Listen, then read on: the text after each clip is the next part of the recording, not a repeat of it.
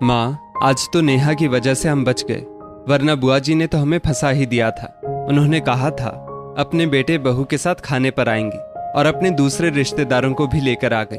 वो तो भला हो नेहा का कि उसने समझदारी दिखाई और खाने की व्यवस्था इतने कम समय में जल्दी से कर दी, वरना आज हमारी कितनी बेइज्जती हो जाती।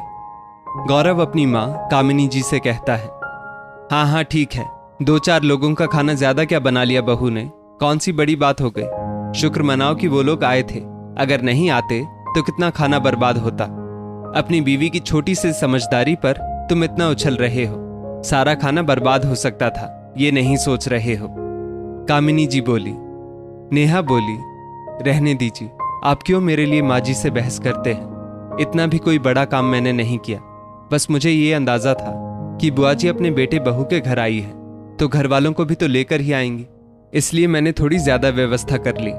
माँ जी, अगर वो लोग नहीं आते तब भी खाने की सामग्री बर्बाद नहीं होती, क्योंकि मैंने उन चीजों को बस उबाल कर रखा था, पकाया नहीं था।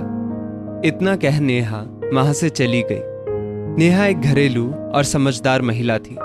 चीजों को व्यवस्थित रखना और बिगड़े हुए कामों को किस तरह बनाना है ये बखूबी जानती थी।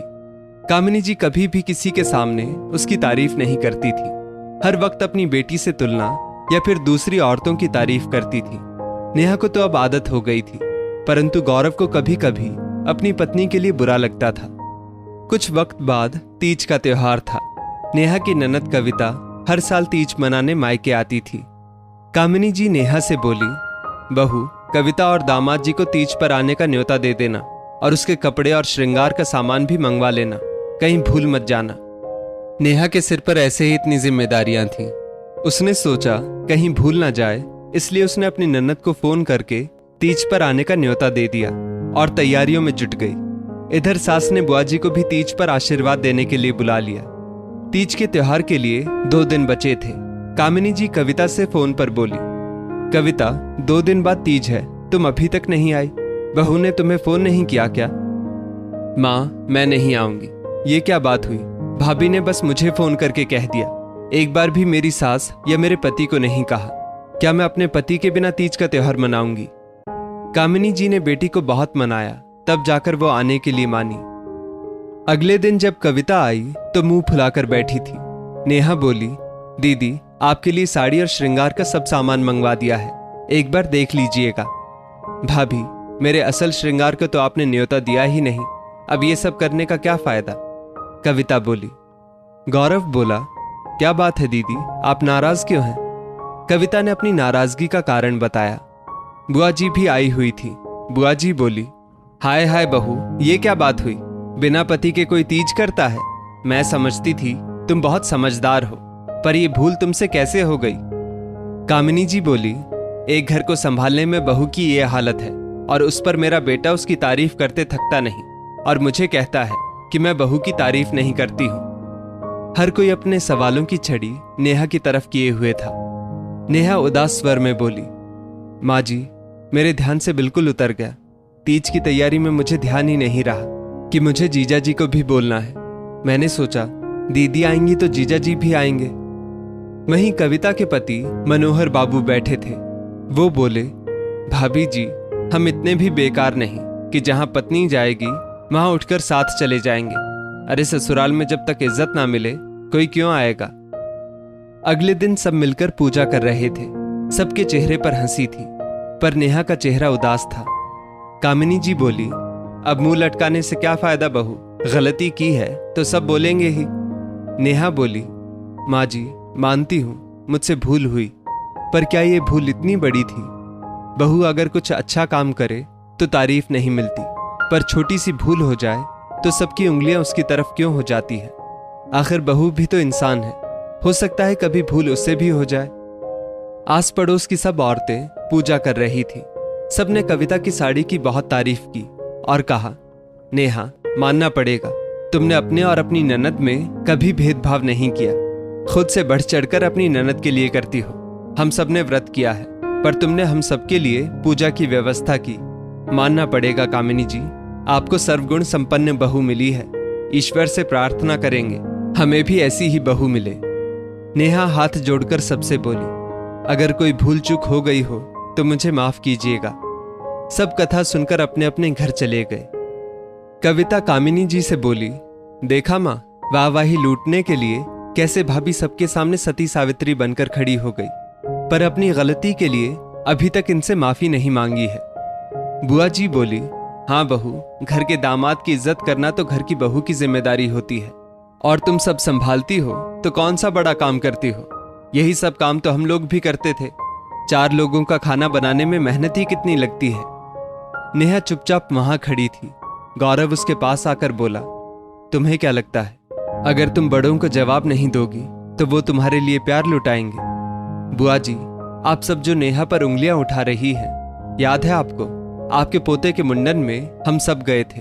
आपकी बहू ने चाय नाश्ता करवा कर सबको भेज दिया था, ये कहते हुए कि मैं सुबह से काम करके थक गई हूं, और आपने भी बहू की हाँ में हाँ मिलाई थी। जब ये कुछ अच्छा करती है तब तो आप लोग तारीफ का एक शब्द नहीं बोलती।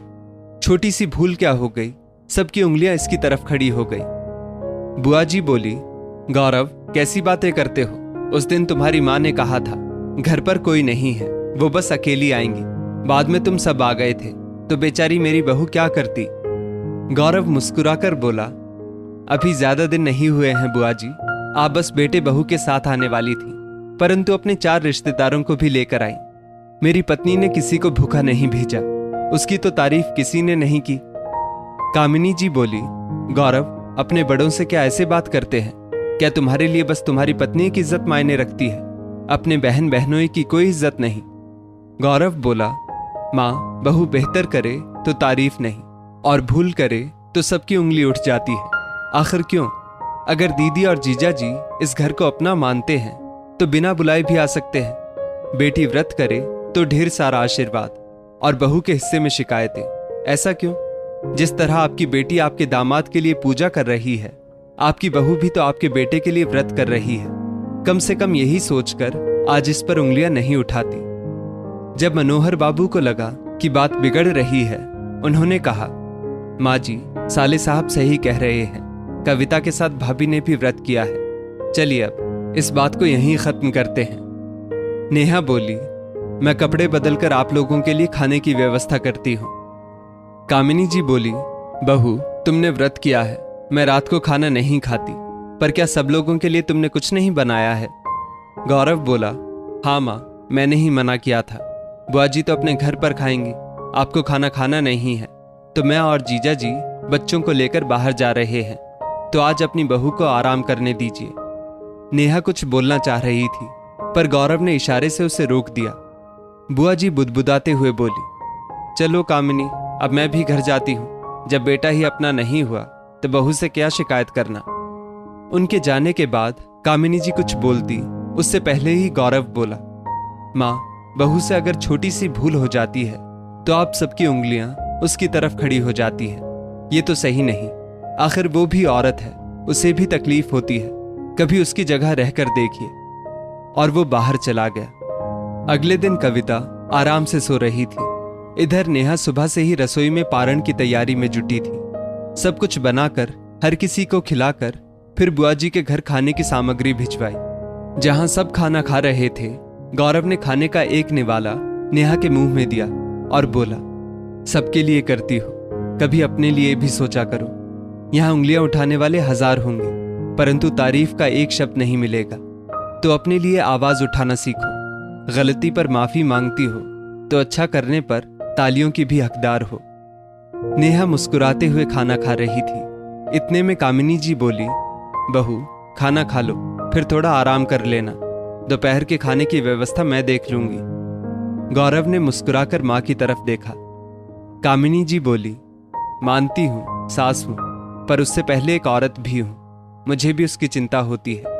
हाँ, गलती करती है तो डांट देती हूँ, पर अच्छा करेगी तो तारीफ भी तो मैं ही करूंगी।